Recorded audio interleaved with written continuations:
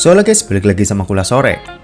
Di video kali ini kita bakal ngebahas soal kamera dari Realme Narzo 30A dan juga Redmi 90. Tapi sebelum lanjut ke videonya, buat kalian yang doyan dengan konten-konten berbau teknologi atau gadget, kalian bisa pertimbangkan buat subscribe channel ini dan jangan lupa buat nyalain lonceng notifikasinya supaya kalian gak ketinggalan berita-berita update dari Kuliah Sore. Oke, kalau ngomongin soal mana HP terbaik di rentang harga 1 jutaan, pasti mata kita tertuju ke dua smartphone, yaitu Poco M3 dan juga Redmi 90. Fiturnya lengkap, speknya menjanjikan, dan harganya pun cukup bersaing. Tapi nggak fair kalau kita cuma nentuin itu dari spesifikasi secara tulisan aja.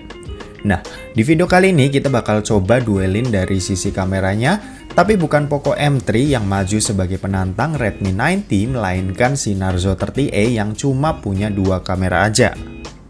Mungkin sebagian dari kalian beranggapan, Bang, nggak adil dong, Narzo 30A kan kameranya cuma dua, sedangkan Redmi 90 kameranya 4. Nah, justru itu video ini dibuat. Kita bakal ngebuktiin dengan dua kamera aja si Narzo 30A ini bisa bicara banyak nggak sih dari segi kameranya. Oke, kita mulai dari skenario pertama, kondisi pagi hari jam 8. Di sini aku coba buat foto di luar ruangan, yaitu aktivitas lalu lalang kendaraan di kota lama. Kalau kalian lihat secara utuh gini, gambar dari Redmi 90 bakal kelihatan lebih warm ketimbang si Narzo 30A. Bisa kita lihat di foregroundnya, yaitu di jalanan ini. Ini udah kelihatan banget bedanya, dimana gambar dari Redmi 90 ini udah kelihatan lebih kemerahan. Terus mundur ke belakang sedikit, di situ ada jalan berlubang dengan genangan air. Gambar di Redmi 90 kelihatan lebih kuning ketimbang dari Narzo 30A. Kalau buat dynamic range, si Narzo 30A ini bisa hasilin gambar yang sedikit lebih baik, dimana di bagian highlight, detail gambar ini masih cukup oke. Dan di bagian shadownya juga detail gambar ini nggak hilang. Nggak kayak di Redmi 90 yang di bagian gelapnya ini susah kelihatan buat detailnya.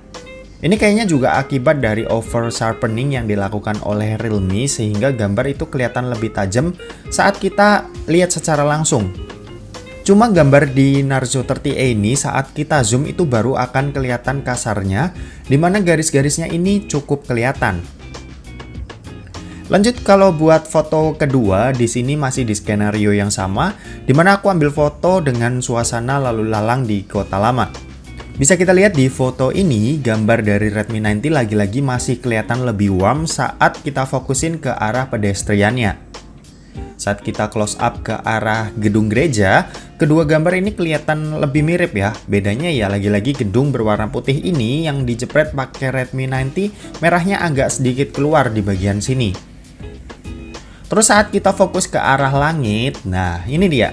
Warna biru di Redmi 90 hilang dikarenakan overexposure yang dilakukan HP ini saat ambil gambar yang agak rumit kayak gini.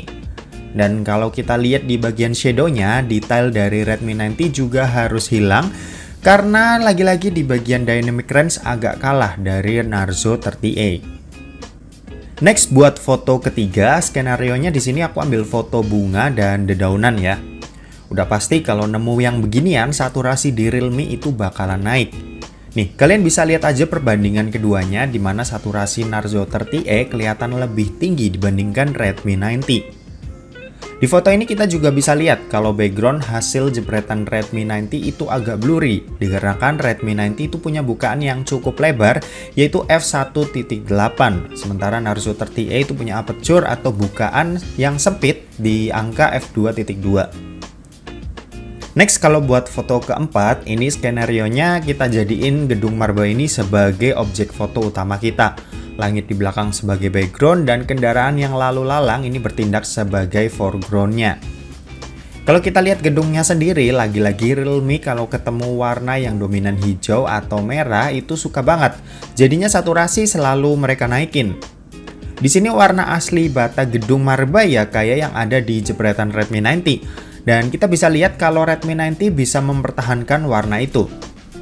Kalau buat warna pintunya, di sini punya Redmi 90 agak lebih kekuningan ya, dan Narzo 30A itu masih mengeluarkan warna merahnya mengikuti warna bata di gedungnya tadi. Begitupun buat warna langitnya yang di sini tuh bertindak sebagai background. Warna biru di Narzo 30E itu masih agak kemerahan, sementara Redmi 90 itu agak kekuningan.